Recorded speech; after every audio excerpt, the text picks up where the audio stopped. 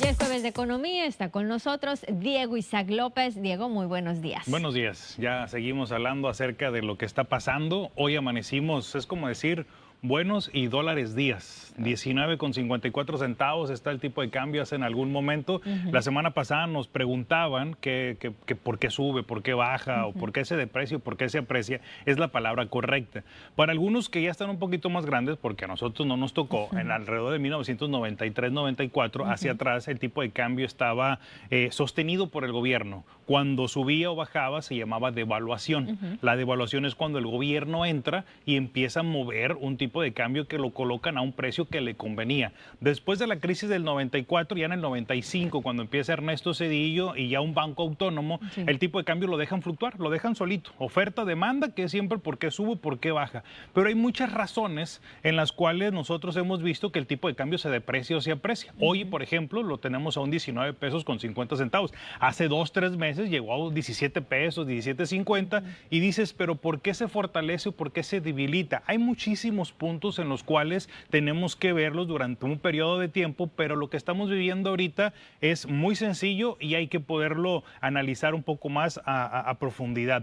Número uno, lo que está pasando ahorita con la sobrerepresentación de Morena. Nos da miedo, y digo nos da miedo porque el sector empresarial está así como que un poquito latente qué es lo que va a suceder. La Cámara de Diputados ya hay una mayoría calificada, ya no tiene para dónde hacerse, y ahorita en la Cámara de Senadores parece ser que no va a haber una mayoría calificada. Las cuentas que se da van a necesitar 3 senadores más. Entonces, la diferencia entre uno y la otra, la Cámara de Diputados vas a poder tú ver presupuestos, ver un poquito más de infraestructura, poder modificar algunas leyes ya existentes, ya que están en la Constitución, pero hasta ahí. La Cámara de Senadores es un poquito más profunda, porque nos puedan más. Entender esto vas a poder modificar la Constitución, vas a poder modificar tratados de comercio, tratados internacionales, pero ahí necesitarías que 3 personas de la oposición, 3 senadores, tendrían que llegar a tu curul y poder tener una negociación como tal. Eso preocupa a las personas que están fuera del país para poder colocar el dinero en nuestro país, en México. ¿Qué es lo que sucede? La economía mexicana o el tipo de cambio es como si yo tengo fortaleza, voy a ser más barato o le voy a ganar al dólar. Si yo tengo debilidad, pues me voy a hacer más débil y el dólar va a subir para poder explicarlo en ese sentido. ¿Qué sucede? Cuando tú tienes esta sobrerepresentación, las inversiones de fuera dicen, no voy a México. ¿Para qué le voy a colocar mi dinero en este país si no hay un suelo parejo? Porque yo lo estoy mirando desde afuera. Tienen mucho que ver los medios de comunicación y todo lo que está sucediendo, pero es hasta ahí se viene. Si tú lo cambias al valor monetario, hace algunos días el gobierno daba el dato de la inversión extranjera directa y veíamos que había de enero a junio hubo una inversión de 36,096 millones de dólares, mucho mayor a los años anteriores. Dices tú, ¿quién se lleva el pastel? De los 32 estados que somos, 10 estados representan el 84% de esa inversión extranjera directa. Dice, el dinero se está viniendo. Nuevo León, Baja California, Puebla, Guadalajara, bueno, Jalisco, en su caso, Guanajuato, son los que están concentrando la mayor inversión. Pero una vez que lo ves a detalle, vienes y dices, es cierto el primer punto. Resulta que el 84% lo llevan estos 10 estados, pero de la inversión extranjera directa, el 97.7% es reinversión. Son empresas extranjeras que se toman como una inversión extranjera directa porque las utilidades de esas empresas ya están en el país y las vuelves a reinvertir. Esto quiere decir que el restante, el 2.3%, es inversión extranjera directa de afuera, de empresas que vienen de otros países a instalarse en nuestro país. Entonces, ¿qué dices? ¿Por qué el nearshoring y todo lo que está sucediendo no se está explotando y no se fortalece una economía mexicana? Porque vemos, por ejemplo, solamente el dato en el 2021, China recibía 301,000 millones de dólares. Solamente en el 2021. Si hay una guerra comercial contra China, pues ese dinero, ¿por qué no se viene a nuestro país? ¿Por qué no se viene a México? Entonces, ahí es la sobreexplotación. Porque dicen que las empresas que quieren invertir en México, pues están viendo de lejitos qué es lo que va a suceder. Caso, por ejemplo, de la Gigafactory de Tesla, que dijo Elon Musk, ¿sabes qué? Me quedo un poquito de lejos porque no sé qué es lo que va a suceder ni con tu país ni con el mío, porque otro de los factores es el factor Donald Trump. Ajá. El proceso Entonces, de elecciones de en lo que estos está momentos sucediendo en Estados Unidos. Hay demasiados puntos en los cuales, pero este es uno solamente que lo tenemos que seguir. El otro, por ejemplo, que está pasando ahorita, que es la huelga que está con el Poder Judicial. Ajá. Esto es el Poder Judicial, lo que se está viendo, la reforma que está metiendo Morena y todo, porque viene un nuevo, ya una nueva legislatura ahorita Ajá. en septiembre,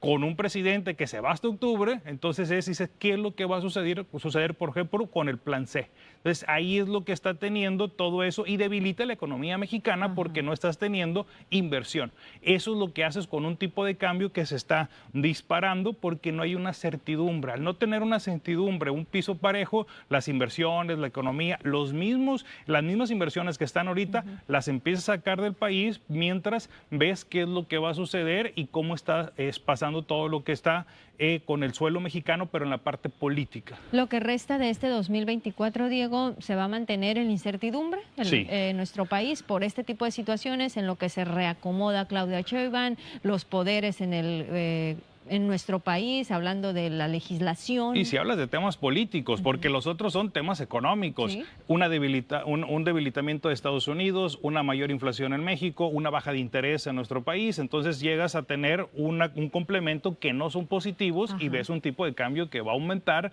y sí podemos ver a lo mejor un tipo de cambio en los 21, 22 pesos por todo lo que se está llegando a este final del periodo, con un cambio de legislatura, con elecciones en Estados Unidos y con situaciones económicas tanto internas y externas que empiezan a golpear a la moneda. Cierre de año complicado porque el cierre de elecciones en Estados Unidos es hasta noviembre, entonces tenemos mes por mes, septiembre, octubre, noviembre y todavía la cuesta del problema de enero. Entonces lo que siempre hemos dicho nosotros, hay que ser muy mesurados con el gasto, hay que tener nosotros mucha precaución y ver qué es lo que va a suceder. Pues muchísimas gracias, Diego, por desmenuzarnos de esta manera la economía de nuestro país. Te esperamos la próxima semana. Hasta el próximo jueves. Pausa y regresamos con más a las noticias.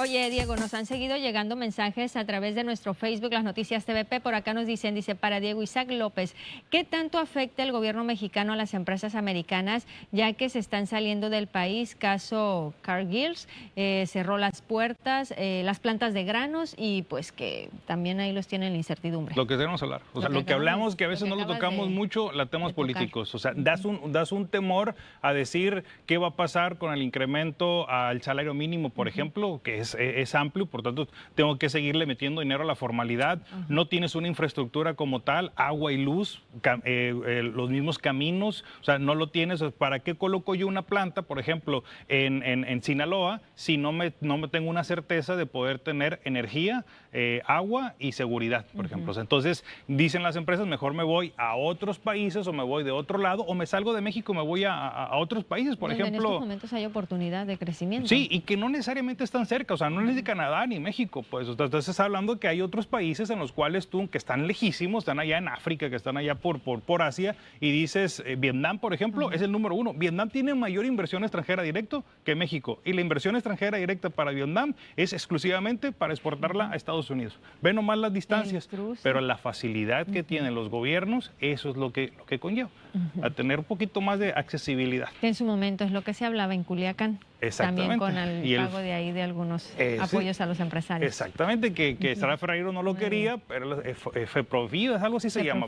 Exactamente, que lo cual no lo hace, pero el Estado de Derecho también afecta demasiado, pues porque ahorita pues, no hay un Estado de Derecho un poquito por todo lo que conlleva la parte política. Si vemos ahorita la afectación económica, los políticos nos están afectando. Pues con eso nos quedamos, Diego. Muchísimas gracias también por estar participando con nosotros, dando respuesta a nuestra audiencia.